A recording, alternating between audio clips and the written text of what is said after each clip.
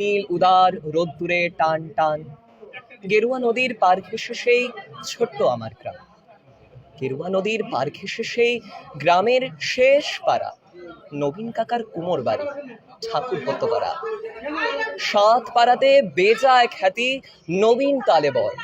নবীন কাকার হাতের ঠাকুর অপূর্ব সুন্দর। আচ্ছা, এই যে তোমার এত বড় সাফল্য, কি বলছি, কি মনে হচ্ছে?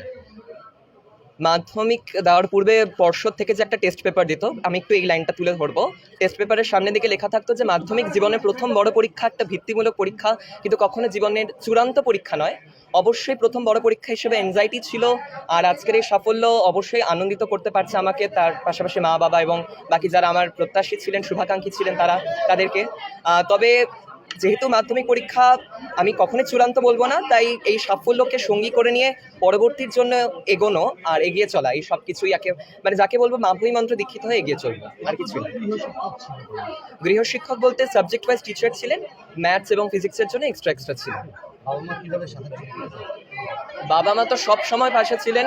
যখনই পড়াশোনার কোনো প্রবলেম হতো সবসময় তাদেরকে পাশে পেতাম। বাবা যেহেতু ব্যস্ত থাকেন তার ব্যবসার কাজ নিয়ে, তো সবসময় আমার পেছনে তদারকি করা সম্ভব হয় না। যখনই তিনি আসতেন পড়াশোনার মানে বিষয়ে কোনো রকম ঘাটতি রাখতেন না।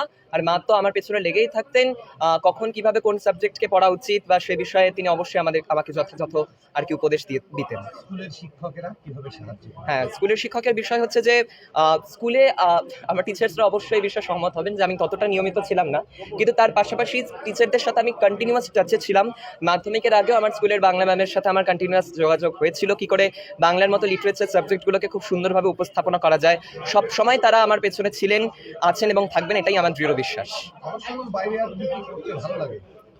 আবৃত্তি গান তো শিখছিলাম, আবৃত্তি প্রাতিষ্ঠানিক শিখিনি, চর্চা করি ভালো লাগে বলে, যারা ড্রয়িং ইত্যাদি সমস্ত কিছু।